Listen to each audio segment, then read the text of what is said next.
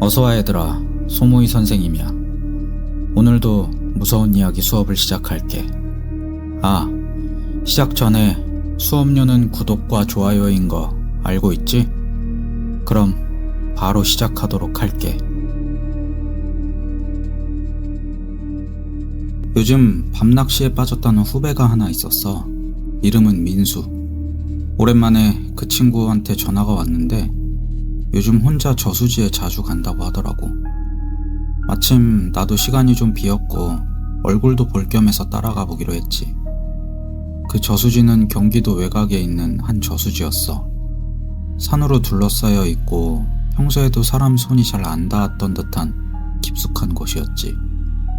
그리고 그날 민수는 이렇게 말했어. 형, 밤낚시 할 거예요. 요즘 밤에 붕어가 잘 물더라고요. 밤에, 그것도 산속 저수지에서 낚시라. 조금 묘한 기분이 들었지만 민수는 아무렇지도 않더라고. 우리는 해가 지기 전에 도착해서 텐트를 치고 낚싯대를 던졌지. 그때까지만 해도 아무 일도 없었어. 밤 10시쯤 됐을까? 산새 소리도 멈추고 사방이 조용해졌어. 우리 랜턴 불빛만 외롭게 흔들리고 있었는데 그때 민수가 말했어. 형, 잠깐만요. 그리고는 말도 없이 낚싯대를 내려놓고 저수지 쪽으로 걸어갔어. 어디 가냐고 물으니까 민수가 작게 대답했지. 누가 부르는 것 같아서요. 그 말에 나는 등골이 서늘해졌어. 민수는 물가에 서더니 갑자기 한쪽 손을 들어 천천히 계속 손을 흔들기 시작했어. 아무도 없는 텅 빈 어둠 속을 향해서. 야, 민수야, 너 뭐 하는 거야? 내가 불러도 그는 반응이 없었고 고개를 돌리지도 않았어. 그러더니 형도 보이죠? 저기 여자. 나는 아무것도 보이지 않았어. 하지만 민수는 계속 그 방향을 바라보며 손을 흔들고 있었어. 그 순간은 정말 소름이 끼쳤다. 나는 민수를 억지로 텐트로 끌고 왔어. 그 후 민수는 입을 다물고 식은땀을 흘리며 계속 그 방향만 쳐다봤어. 눈동자도 떨리고 있었지. 나는 민수를 데리고 산을 내려가고 싶었지만 너무 깊은 산속이라 이 밤에 내려가는 게 더 위험할 것 같더라고. 신고라도 하려고 핸드폰을 꺼냈는데 신호가 안 터지더라. 분명 여기 올 땐 멀쩡했는데. 그때 민수가 다시 일어났어. 다녀올게요, 형. 그리고는 그대로 물가 쪽으로 달려가더니 그 애는 물속으로 천천히 걸어 들어가고 있었어. 나는 소리를 지르며 달려가 그의 팔을 붙잡았지. 그 순간 들렸어. 물속에서 낮고 축축한 목소리가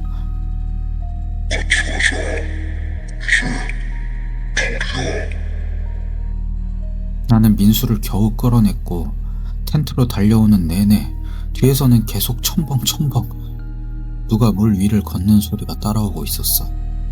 민수는 고열에 시달리며 텐트 안에서 떨었고 계속 중얼거렸어. 흰 옷, 젖은 머리, 손짓, 웃고 있어. 또. 나는 견디지 못하고 손전등을 들고 밖으로 나갔어. 민수가 바라봤던 그 방향을 나도 직접 보기 위해서. 그런데 정말 있었어. 하얀 원피스를 입은 여자가 물가에 서 있었고 그녀는 내 쪽을 보며 손을 흔들고 있었어. 천천히, 부드럽게. 그리고 고개를 들었을 땐 그 얼굴엔 눈도 없고 오직 입만, 그것도 턱부터 귀 밑까지 찢어진 웃고 있는 입. 그 입이 분명히 이렇게 말했어.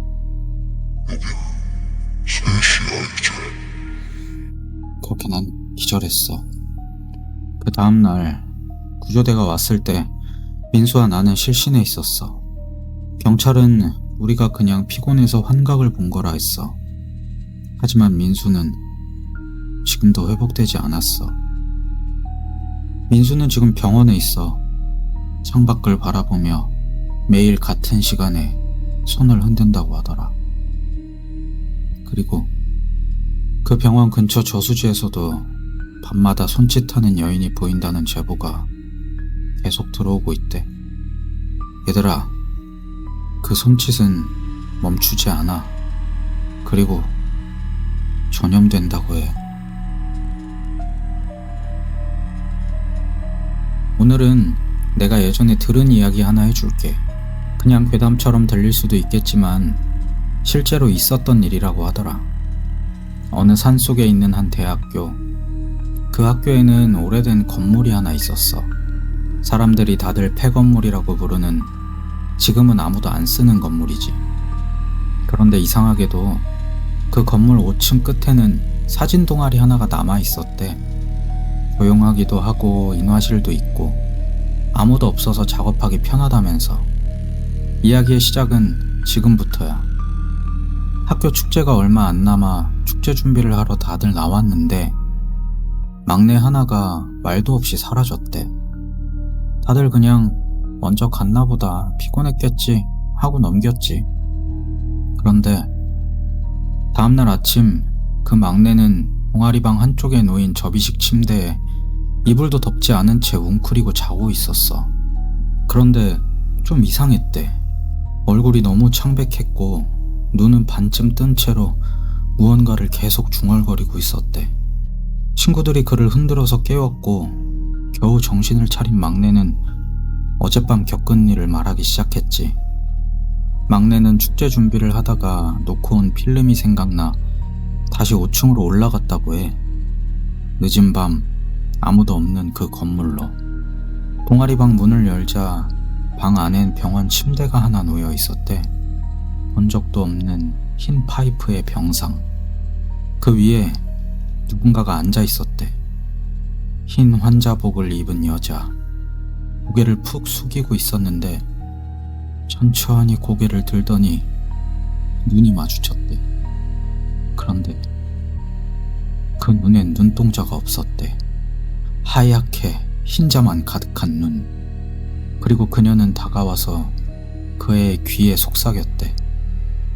여긴 내 방이었어.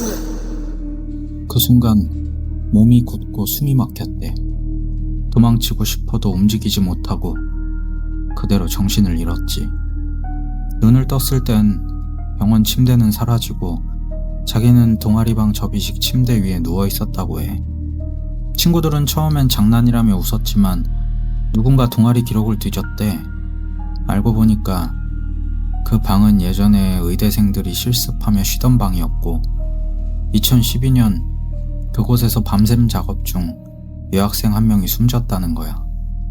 병상에는 이름표가 붙어 있었는데 그 이름은 윤혜진.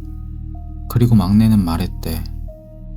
그 여자가 그 이름을 귓가에 속삭였어요. 동아리는 그날 이후 그 건물을 떠났고 그 건물은 완전히 폐쇄되었대. 그런데 지금도 가끔 누군가 폐건물 5층 창문에서 바깥을 바라보고 있다는 소문이 돌아. 사람이 없어야 할 그곳에 누군가가 아직도 그 방에 있는 거야. 근데 말이지, 사람 없는 폐건물에 누가 창밖을 바라보고 있을까? 이야기는 여기까지야. 믿거나 말거나 하지만 오늘 밤 침대에 누워있는데 누가 옆에 앉아있다면 꼭 눈을 감고 있어. 절대 뜨지 말고.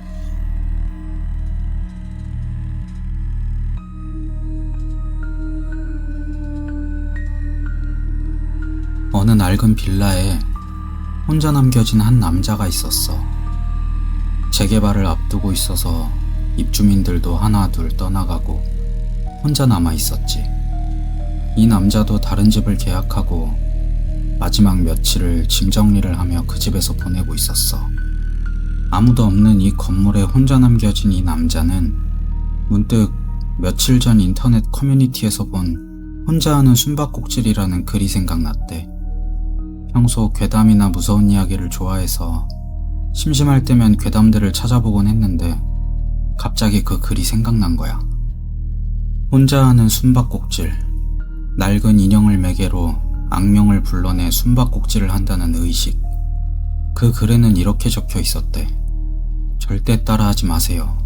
당신이 상상하는 그 이상을 마주하게 될지도 모르니까요. 근데 알지? 사람이란 게 그런 경고에 더 끌린다는 거. 그 남자도 마찬가지였어. 섬뜩하면서도 이상하게 마음이 끌렸던 거지. 이 집은 어차피 곧 떠날 곳이고 혼자라는 것도 좋은 기회야. 그렇게 합리화하면서 결국 그 의식을 직접 해보기로 결심했대. 밤 12시 그는 옷장 안에서 낡은 곰인형 하나를 꺼냈어. 어릴 적 인형 뽑기로 뽑아놓고 방치해두었던 인형. 지금 보니 먼지투성이에 눈 하나도 실밥이 풀려 있었지. 왠지 모르게 살아있는 듯한 기분이 들었다고 해. 그는 인형의 배를 갈라서 솜을 조금 꺼냈고 그 안에 자신의 손톱 조각과 머리카락을 넣었어. 그리고 빨간 실로 꿰매서 자신을 상징하는 것을 그 안에 봉인한 거지. 모든 불을 끄고 집 안을 어둠으로 채운 뒤 싱크대에 물을 받아 인형을 담갔어. 그리곤 나직하게 이제부터 내가 술래야. 그리고 방으로 들어가 눈을 감고 10까지 세었대. 그 순간은 심장이 요동치듯 뛰었다고 하더라.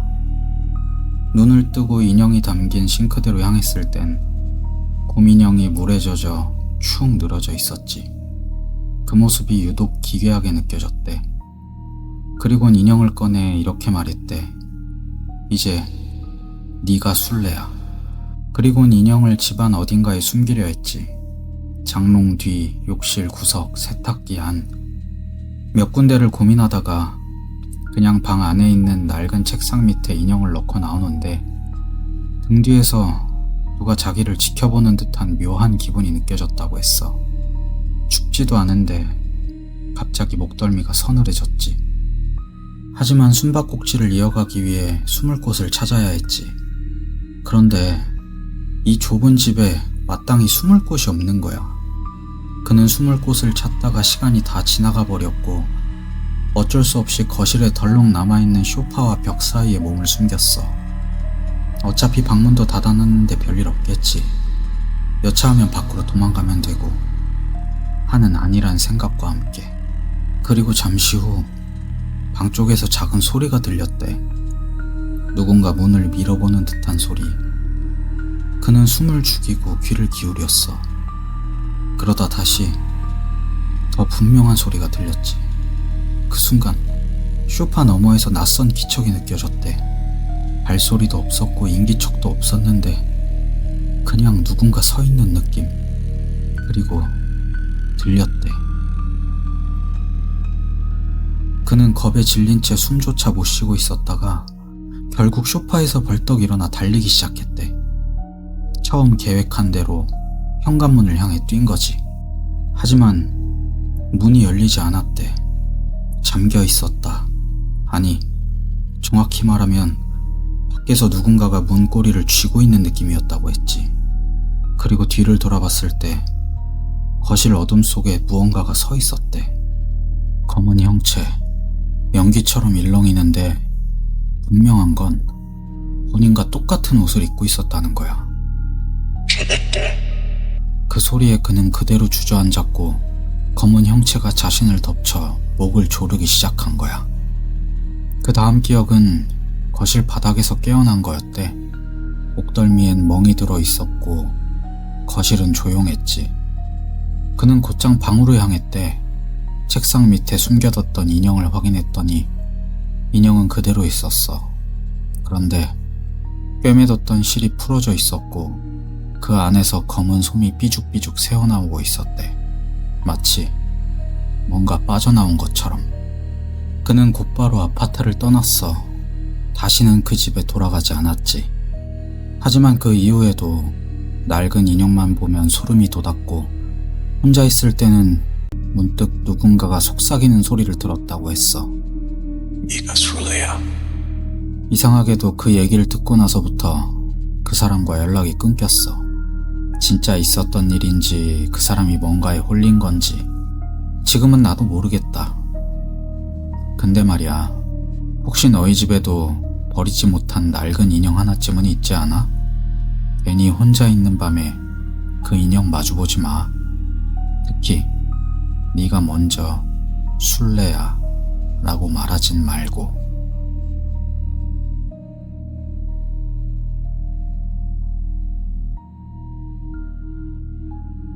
지수에게는 2년 동안 사귄 남자친구가 있었어. 이름은 현우였지.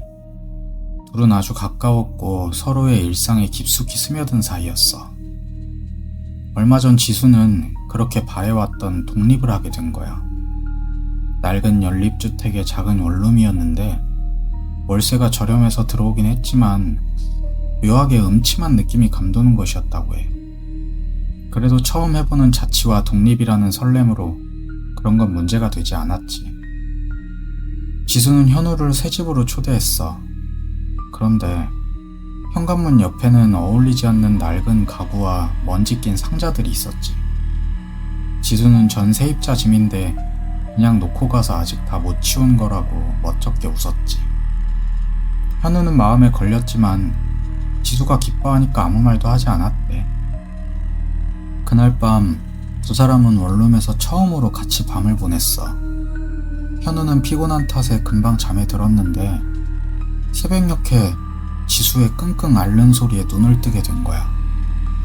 지수는 몸을 사시나무 떨듯 떨고 있었고 식은땀을 흘리며 이불을 꼭 움켜쥐고 있었대. 현우가 걱정돼서 물었지만 지수는 제대로 대답도 못하고 고개만 저었어.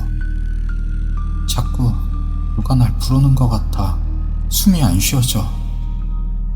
그 말에 현우는 괜찮다며 달래줬지만 지수의 불안한 눈빛은 사라지지 않았어.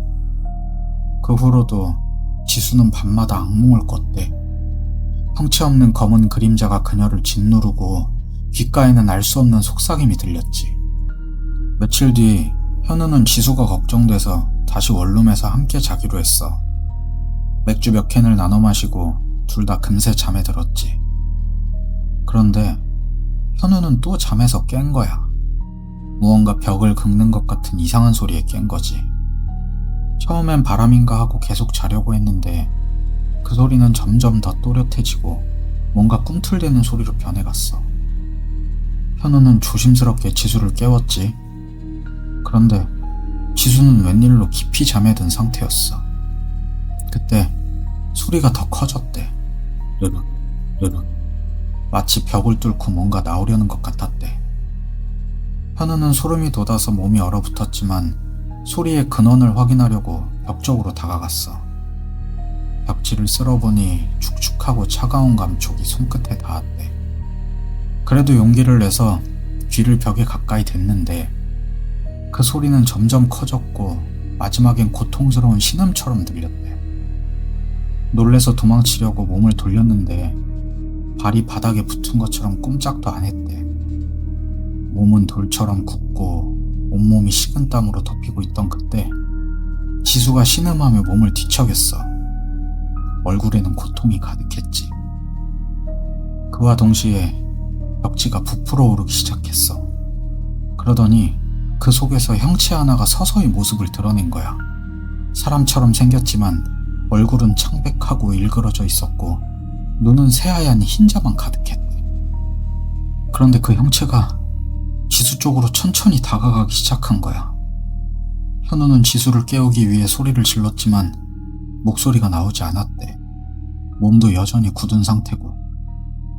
그 형체가 지수의 몸 위로 그림자를 들이웠을 때 현우는 있는 힘을 다해 손을 뻗었지. 그의 손이 간신히 지수의 팔에 닿았는데 그 형체가 갑자기 고개를 돌려 현우를 바라봤대. 입꼬리를 비틀어 기괴한 미소를 지으면서. 그때 지수가 소리를 지르며 몸부림쳤고 현우는 마지막 힘을 짜내서 지수를 끌어당겼어. 그러자 갑자기 그를 붙잡고 있던 무언가가 풀리는 느낌이 들었대. 현우는 지수를 껴안은 채 벌떡 일어났지.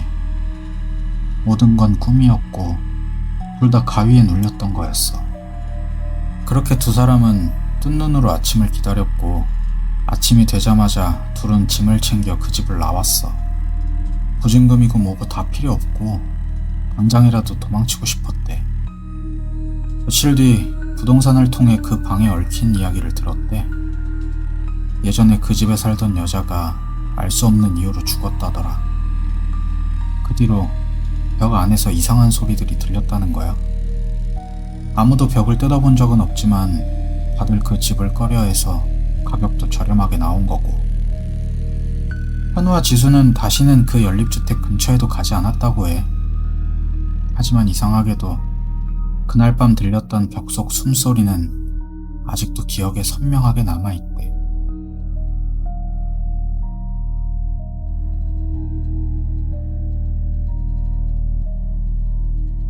이 이야기는 몇 년 전 여름방학에 한 형제가 실제로 겪은 이야기야. 형은 대학교를 다니던 지훈, 동생은 중학생 정우. 두 사람은 방학을 맞아서 부모님과 함께 시골에 있는 외삼촌 댁에서 며칠 지내기로 했어. 그 집은 꽤 외진 시골 마을이었는데 앞쪽으로는 논밭이 펼쳐져 있었고 뒤쪽으로는 산이 우뚝 서 있었지. 정말 조용하고 한적한 곳이었어.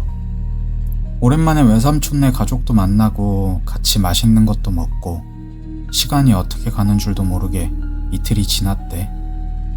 그런데 셋째 날 밤 사촌형 태수가 좀 이상한 말을 꺼냈어. 야, 근처에 폐건물 하나 있는데 밤에 한번 가볼래? 예전엔 요양원이었는데 몇 년째 방치된 곳이라고 하더라고. 태수는 그냥 간단히 구경만 하자며 웃었고 지훈이랑 정우도 별 생각 없이 재밌겠다 싶어서 따라 나섰대. 밤 10시쯤 세 사람은 딸랑 손전등 하나 들고 길을 나섰어. 그날따라 달도 잘 안 보이고 분위기는 더 음침했다고 하더라. 논두렁을 지나서 10분쯤 걸으니 골짜기처럼 움푹 파인 곳에 그 폐건물이 있었대. 2층짜리 낡은 건물이었어. 입구는 철창으로 막혀 있었고 건물 주위는 높은 담장이 둘러싸고 있었지. 세 사람은 그 철창을 기어올라 겨우 안으로 들어갈 수 있었대. 안으로 들어서자마자 곰팡이 냄새랑 오래된 먼지 냄새가 확 올라왔고 벽지는 다 뜯겨져 있었고 바닥엔 유리 파편, 종이 조각들, 부서진 가구들이 흩어져 있었대. 그렇게 한동안 둘러보던 중 쿵! 복도 끝 어딘가에서 무거운 무언가가 바닥에 떨어지는 소리가 났어. 셋이 동시에 뒤를 돌아봤지만 그쪽엔 아무것도 없었대.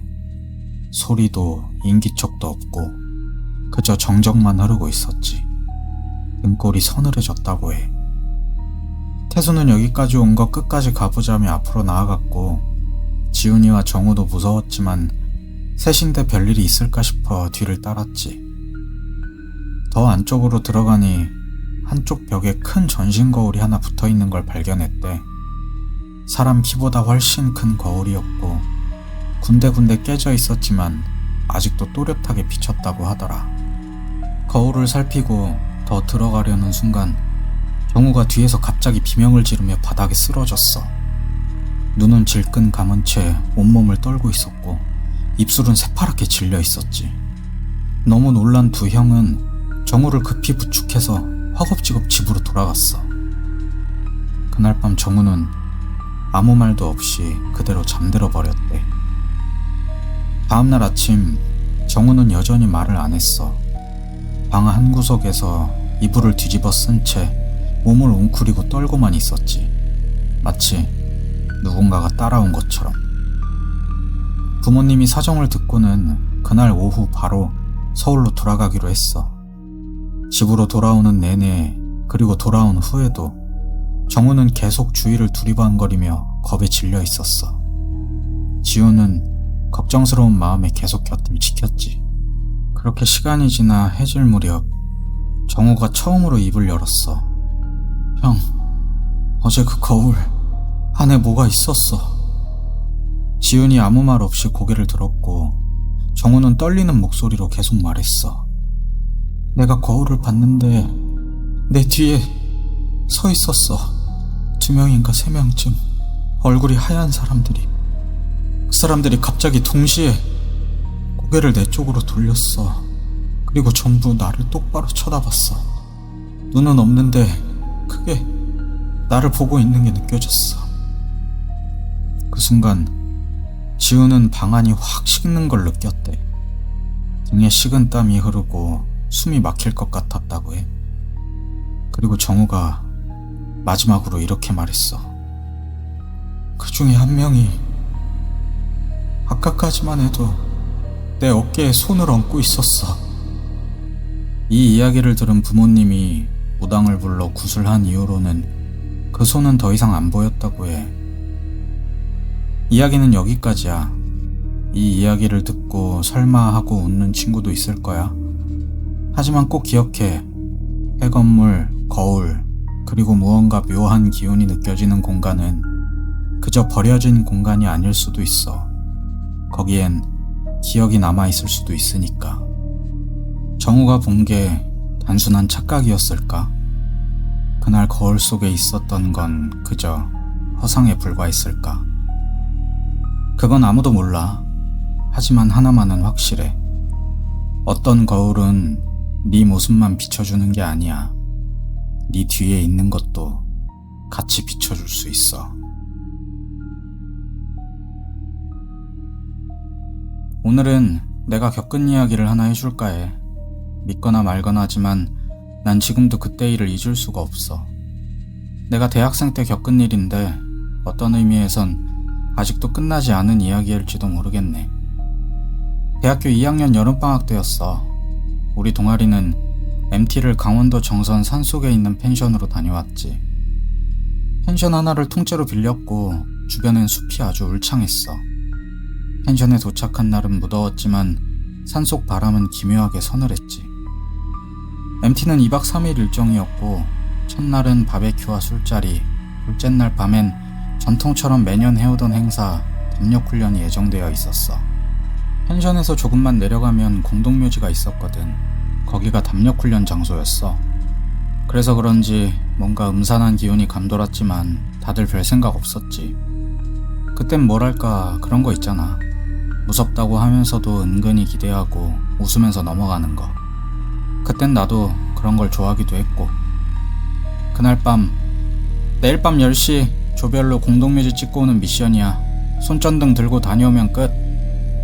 동아리 회장 선배의 말을 시작으로 다 같이 술 한잔하며 담력훈련 얘기도 하고 각자 알고 있는 무서운 이야기도 하면서 설렘 반 두려움 반의 기분을 나누고 하루가 지나갔지.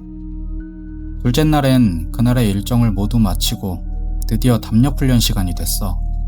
담력훈련은 4명이 한 조가 되어 공동묘지까지 다녀오는 코스였어. 우리 조는 나를 포함해 정우, 하린, 그리고 조용한 친구 승현. 우리는 마지막 순서였고 밤 11시에 출발했어. 그런데 출발할 때 회장 선배가 거기서 면사포 쓴 여자 보면 그냥 돌아와 라는 이상한 말을 했고 우린 그냥 웃어넘겼지. 그 말이 그땐 그냥 농담 같았어. 귀신 이야기 하나쯤 곁들여주는 센스라고 생각했지. 그런데 지금 생각하면 그게 경고였던 것 같아. 다 같이 산길 입구에 섰을 때는 느낌이 이상했어. 공기 자체가 무거워졌지. 손전등을 들고 앞장섰는데 한 발짝 내디딜 때마다 주변이 서서히 조용해지는 게 느껴졌거든. 매미 소리도 바람 소리도 없어졌어. 말도 안 되게 조용했지. 심장이 뛰는 소리만 들릴 정도로. 가파른 오르막을 넘고 내려가는 길을 따라 걷다 보니 진짜로 공동묘지가 나왔어. 묘비들이 전부 옛날 방식이었고 잡초가 사람 키만큼 자라 있었지. 그런데 묘지 중앙에 무언가가 서 있었어. 검은색 콜레복 같은 옷을 입고 있었고 머리엔 면사포가 씌워져 있었어. 그리고 그 면사포 안엔 희미하게 사람 얼굴 같은 윤곽이 보였지. 그냥 가만히 서 있었어. 숨도 안 쉬는 것처럼 그냥. 우린 선배들이 장식해둔 마네킹이겠지 하고 인증샷만 찍고 얼른 나가기로 했어. 그런데 그 순간 면사포가 흔들리는 거야. 바람이 불지도 않았는데 말이야. 다들 놀라서 얼른 다시 돌아가기 위해 걸음을 재촉했는데 그때부터 길이 이상해졌어. 분명 내려온 방향인데 표식으로 세워둔 나뭇가지도 없었고 다른 조가 지나간 흔적도 없었어. 나뭇가지를 다시 꺾어서 표시하고 걷기 시작하는데 10분쯤 지나니까 처음 꺾어놨던 가지가 또 나타났어. 말도 안 돼. 누구 하나가 중얼거렸지만 다들 인정했지. 우린 같은 자리를 돌고 있었던 거야. 그때였어. 승현이가 내 옆구리를 건드리며 속삭였지. 저기 봐봐. 숨 너머로 그 검은 홀레복과 면사포를 쓴 여자가 우리 쪽을 보고 있었어. 고개도 살짝 숙여져 있었고 얼굴은 보이지 않았지만 우리를 향하고 있다는 건 분명했어. 그러더니 움직이기 시작했어. 천천히, 발소리도 없이, 마치 땅 위에 떠있는 듯한 느낌으로. 우린 그대로 뛰었지. 그 숲에서 벗어나야 한다는 본능만 있었어. 길은 없었고 표식도 사라졌고 머릿속은 하얘졌어. 그렇게 도망치는데 뒤에서는 스르륵 스르륵 옷이 풀숲에 스치는 소리가 따라왔고 우린 말없이 달렸어. 길을 찾을 수 없었지만 무작정 뛰었지. 뒤에서 따라오는 발소리, 그 형체가 계속 우리 뒤를 따라오고 있다는 생각에 멈출 수가 없었어. 그렇게 한참을 달리고 나서야 멀리서 불빛이 보였어. 펜션 쪽에서 누군가 랜턴을 들고 있는 모습이었지. 우리 모두가 살았다며 안도의 숨을 쉬며 빛을 향해 뛰었어. 하린이는 울기 직전이었고 나와 승현이도 얼굴이 창백하게 질리긴 마찬가지였어. 우린 그냥 그렇게 말도 없이 펜션으로 돌아왔어. 그날 밤엔 잠은커녕 계속 창문 밖이 신경 쓰였어. 자꾸만 누군가가 보고 있는 것 같았거든. 깨어있다가 불 꺼진 유리창에 비친 내 얼굴 뒤로 면사포 같은 게 스쳐 지나가는 걸 본 것 같기도 했어. 다음날 아침 펜션 주인이 이러는 거야. 밤에 공동묘지 근처 누가 있었나봐요. 재단 옆 나무에 뾰족한 걸로 긁은 자국이 있던데요. 그리고 검은 천 조각 하나가 떨어져 있더라고요. 나는 아무 말도 못했어. 그걸 듣는데 등골이 오싹해지더라. 그런데 점심쯤 우리보다 몇 기수 위인 선배 한 명이 나를 조용히 불러서 이러는 거야. 너도 본 거지? 면사포 쓴 여자. 나는 놀라서 어떻게 알았냐고 물었고 그 선배가 말하더라. 나도 봤거든. 5년 전에 똑같은 자리에서. 그 선배가 말하길 그 선배도 마지막 조였고 면사포를 쓴 형체가 멀리서 자기를 지켜보고 있었대. 그리고 그 후로 몇 년 동안 매년 여름이면 같은 꿈을 꿨고 묘지, 홀레복, 면사포, 그리고 그 여자에게 계속 쫓기는 꿈. 그 일이 있고 나서 나도 꿈을 꿨어. 처음엔 단순히 숲길을 걷는 꿈이었는데 그런데 점점 홀레복을 입은 면사포 귀신이 나오기 시작했어.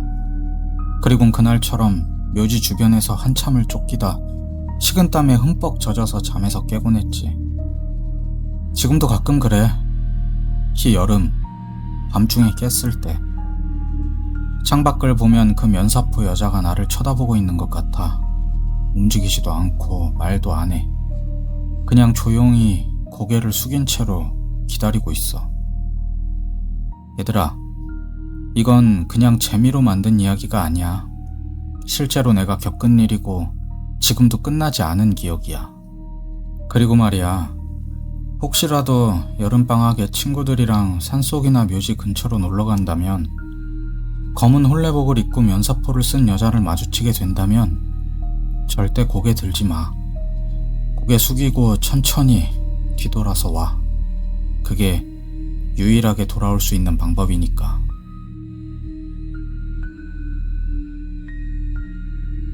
오늘은 선생님의 친한 동생 민수가 직접 겪은 이야기를 해줄게. 2011년 가을, 바람이 부는 날이 많았던 그 계절에 민수는 졸업을 앞두고 있었어. 취업은 막막했고 생활비는 바닥이었지. 무언가 하지 않으면 안 되는 시기였어. 그러다 우연히 한 선배가 단기 아르바이트를 소개시켜줬어. 일도 없어. 조용한 데서 혼자 있어도 괜찮으면 딱이다. 장례식장에서 야간 당직을 서는 일이었는데 하루 10만원의 숙식 제공. 그때 당시엔 꽤 괜찮은 아르바이트였지. 민수는 망설임 없이 하겠다고 했어. 그렇게 도착한 곳은 전라북도 외곽 시골 마을의 장례식장이었어. 산 중턱에 딱 하나, 주변엔 논밭뿐이었고 건물 앞엔 낡은 가로등이 하나 있었는데 불빛이 희미하게 깜빡였대. 민수가 도착했을 때는 늦은 오후였고 햇빛이 서서히 건물 그림자를 길게 느리고 있었어. 건물은 3층짜리, 지하엔 빈소들이 있고 1층은 접수실과 주방, 2층은 염습실, 3층은 사용하지 않는 빈소랑 자재들이었대.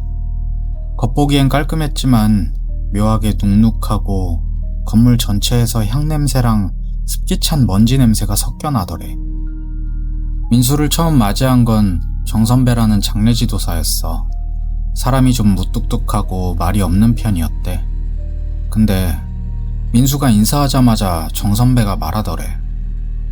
여긴 밤에 좀 이상한 소리 들릴 수도 있어요. 근데 괜찮아요. 다들 겪어요. 민수는 속으로 웃었대. 평소 겁이 없다고 자부했거든. 공포 영화도 잘 보고 귀신 이야기도 좋아했으니까. 설마 진짜 그런 게 있겠어. 뭐 이 정도로 넘겼지. 그날 밤 민수의 첫 야간 당직이었어. 정 선배는 퇴근하면서 다시 말했대. 3층엔 웬만하면 가지 마요. 정리할 일 있으면 그냥 1층에서 쉬어요. 민수는 고개를 끄덕이고 1층 접수실에 앉았어. 노트북으로 유튜브도 보고 컵라면도 하나 끓여 먹고 책도 읽고 그럭저럭 평화로운 시간이었지. 근데 새벽 2시 44분 깜빡 졸았다가 시간이 얼마나 지났나 확인을 한 시간이라 그 시간이 아직도 민수 기억에 생생하게 남아있대. 풀벌레 소리조차 들리지 않는 아주 고요한 장례식장에서 또각 또각 또각 민수의 귓가에 선명히 들리는 소리. 계단 쪽에서 희미하게 구두 소리가 들리기 시작한 거야. 이런 고요한 공간이 아니라면 들리지 않을 만큼 작게 느릿하게 일정한 속도로. 주방 이모님이 뭐 가지러 오셨나? 하고 일어나려다 곧 생각이 멈췄어. 새벽 3시가 다 되어가는 시간에 누가 오는 건 좀 이상했거든. 무엇보다 이 소리는 1층에서 나는 소리가 아닌 것 같은 거야. 근데 분명히 누군가가 위층에서 걷고 있는 소리 같았어. 민수는 어쩔 수 없이 손전등을 들고 천천히 계단을 올라갔어. 2층으로 올라오니 소리는 더 생생하게 들렸지만 그 소리는 2층에서 나는 소리도 아니었어. 머리로는 3층은 웬만하면 가지 말라는 선배 말이 떠올랐지만 발걸음은 무언가에 홀린 듯 3층을 향해 올라갔지. 3층은 생각보다 더 어두웠어. 형광등은 반쯤 꺼져 있었고 복도는 차가운 공기로 가득했지. 그리고 복도 끝 자재실 앞에 접이식 의자 하나가 놓여 있었는데 그게 살짝 흔들리고 있는 거야. 누가 막 앉았다가 일어난 것처럼. 민수는 숨을 크게 한번 들이쉬고 말했대. 누구 계세요? 물론 대답은 없었어. 민수는 조심스럽게 걸었고 복도 끝에 거의 다다랐을 때 갑자기 뒤에서 퍽! 등 뒤에서 묵직하게 누군가가 민수의 등을 확 밀었어. 누가 손으로 세게 민 것처럼 중심을 잃고 바닥으로 고꾸라진 거야. 바닥에 손을 짚고 간신히 일어나서 뒤를 돌아봤는데 아무도 없었어. 순간 등골이 오싹해진 민수는 떨어뜨린 손전등을 챙길 정신도 없이 미친 듯이 1층으로 뛰어내려왔어.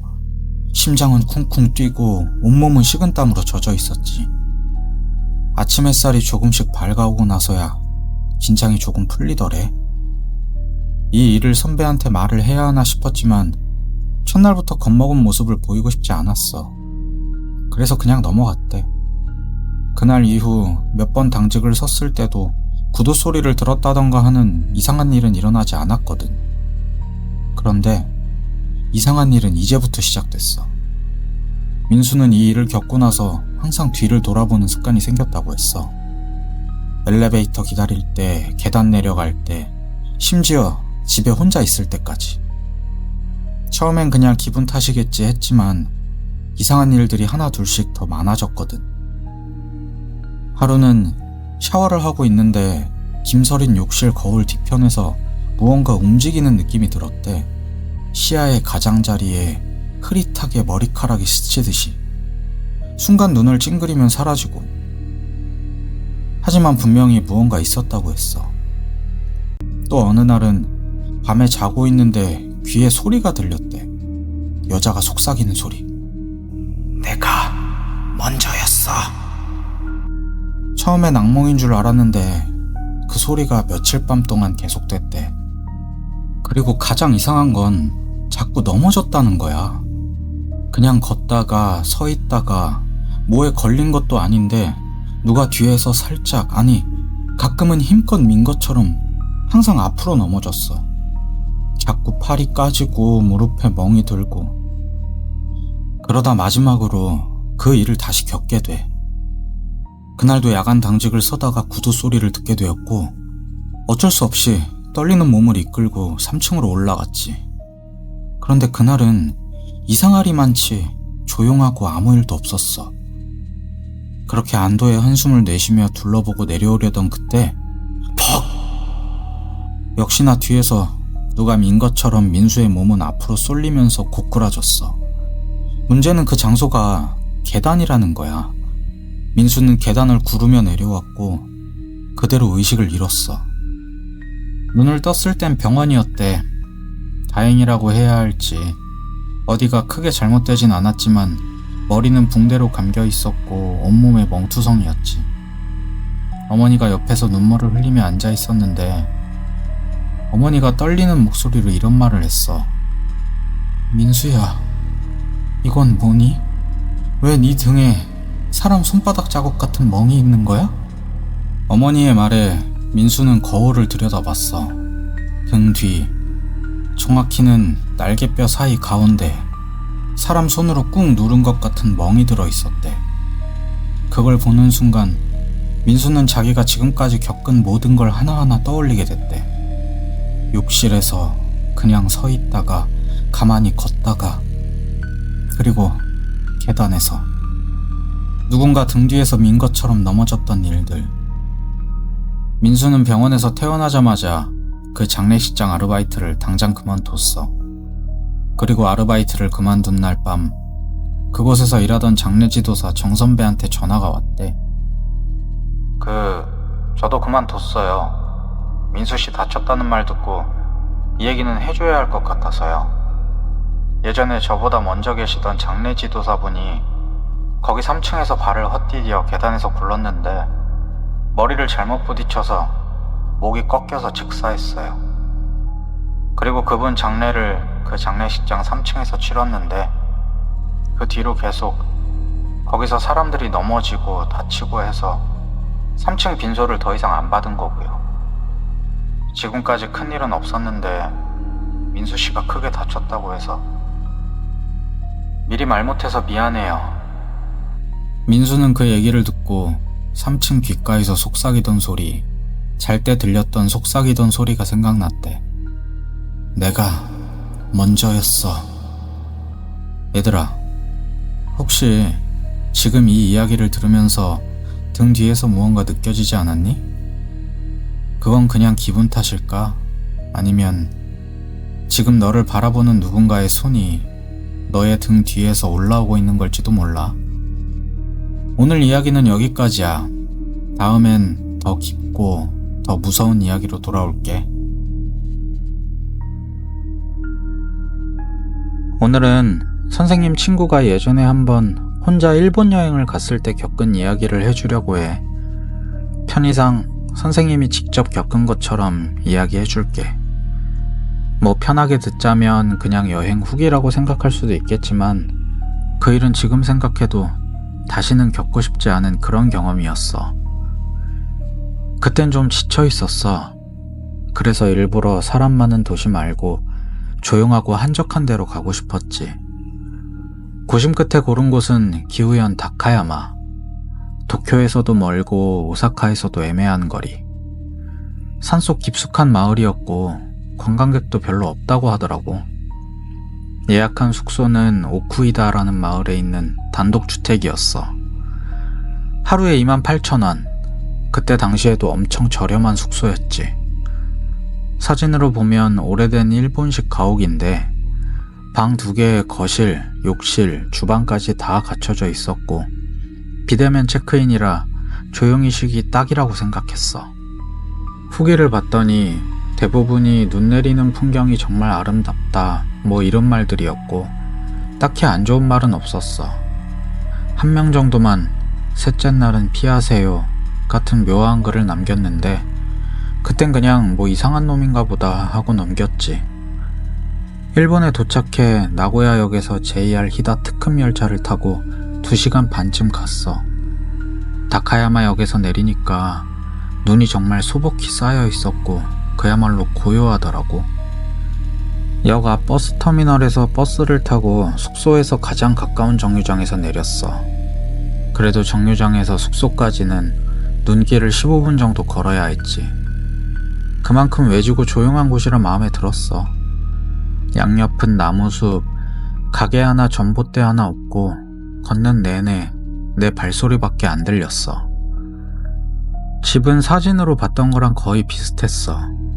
근데 뭔가 좀 오묘한 기분이 들더라고.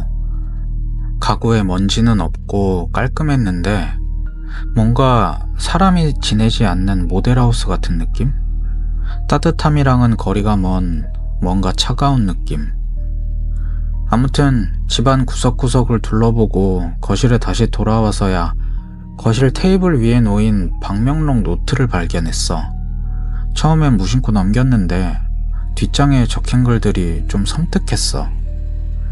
밤 9시 넘어가면 창문은 닫으세요. 정전되면 바로 나가세요. 셋째 날은 절대 넘기지 마세요. 그때부터 그게 보입니다. 그게 뭔데 싶었지만 그때까지만 해도 혼자 나온 여행, 힐링을 할 수 있겠다는 마음에 방명록의 글들은 신경이 쓰이지 않았지. 그날 밤 밥을 해먹고 눈 오는 소리 들으면서 따뜻한 이불 속에 누워 있었어. 근데 새벽 2시쯤인가 거실 쪽에서 문이 열리는 소리가 아주 작게 들리더라. 바람인가 싶어 문을 닫으러 거실로 나갔지만 열려있는 문은 없었어. 그냥 내가 잘못 들었나 하고 넘겼는데 나중에 생각해보면 그때가 시작이었던 것 같아. 다음날도 낮에는 별일 없이 지나갔어. 힐링을 하러 온 만큼 특별한 일은 하지 않았지. 그냥 숙소 주변을 산책하고 조용한 숙소에서 음악을 들으면서 눈 쌓인 풍경이나 감상하고 평화로운 한때를 보냈지.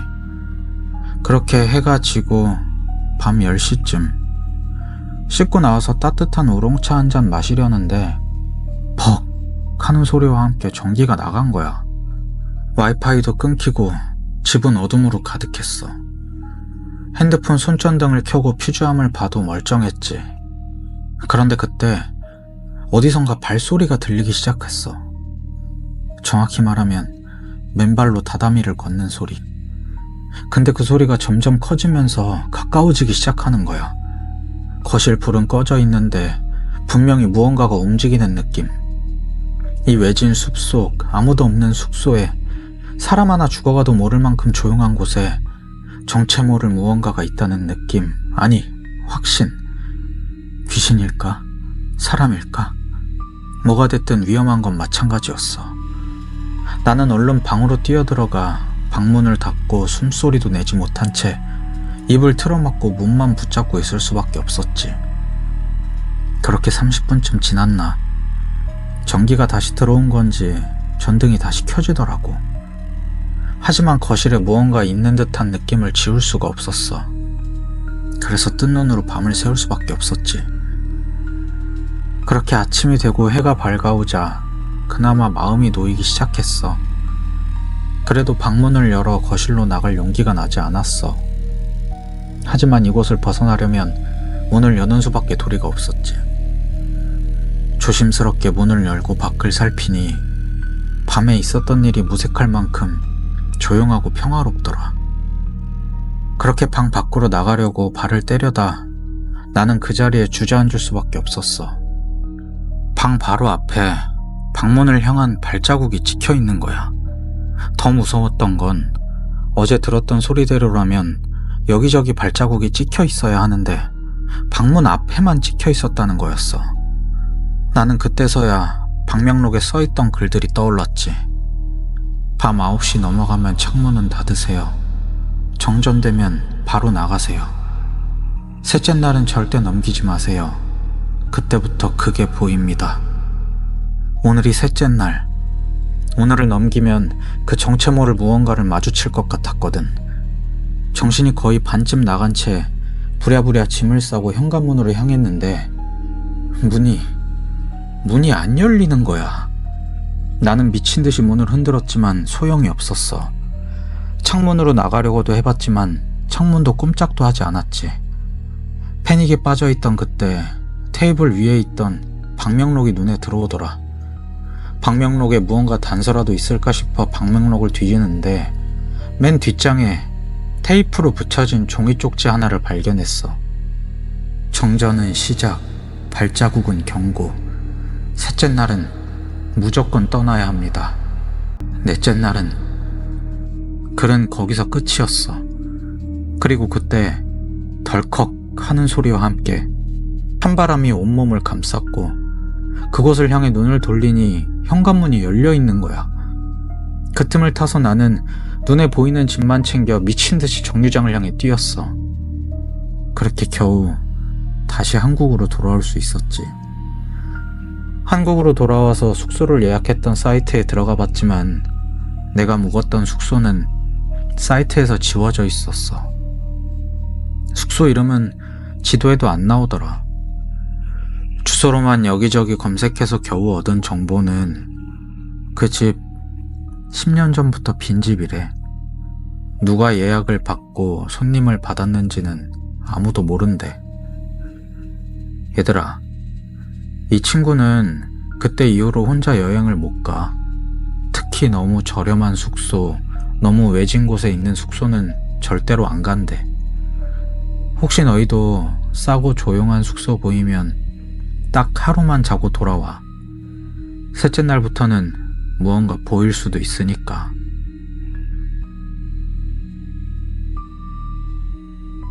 오늘은 내가 20대 초반에 겪었던 이야기를 해줄게. 군대를 가기 전에 택배 하차 아르바이트를 한 적이 있었어. 오전 6시에 출근해서 오후 12시까지 6시간만 하면 되는 아르바이트였지. 트레일러 차량에 실려오는 택배들을 내리기만 하면 되는 알바였어. 상하차 일을 해봤던 사람들은 알 거야. 비록 6시간 하차만 하는 일이었지만 처음엔 엄청 힘들더라고. 온몸은 근육통으로 소리를 지르는 것 같고 눈앞은 핑핑 돌고 어지럽고. 그래도 6시간 하는 것 치고는 돈벌이가 꽤 괜찮았어. 그래서 꾹 참고 어느 정도 시간이 지나니까 나중에는 익숙해졌는지 할만하더라고. 12시에 퇴근하면 집에 와서 점심 먹고 낮잠 자고 운동하고 또 저녁 알바 나가고, 이게 일종의 생활 패턴이 되더라. 그렇게 3달쯤 지난 어느 날 내 생에 절대로 잊지 못할 일이 일어나. 그날도 아침에 출근을 해서 트레일러 몇 대를 비우고 그날의 마지막 트레일러에 하차를 시작했어. 보통 택배가 꽉 차 있는 차량들은 거의 짐칸의 천장까지 짐들이 꽉 차 있거든. 그 차량도 마찬가지였어. 그래서 마지막도 풀차네, 빨리 하고 퇴근해야지 하고 열심히 내리고 있는데 한 반쯤 내렸나. 위에서부터 내리다 보니까 앞쪽이 텅텅 비어 있는 거야.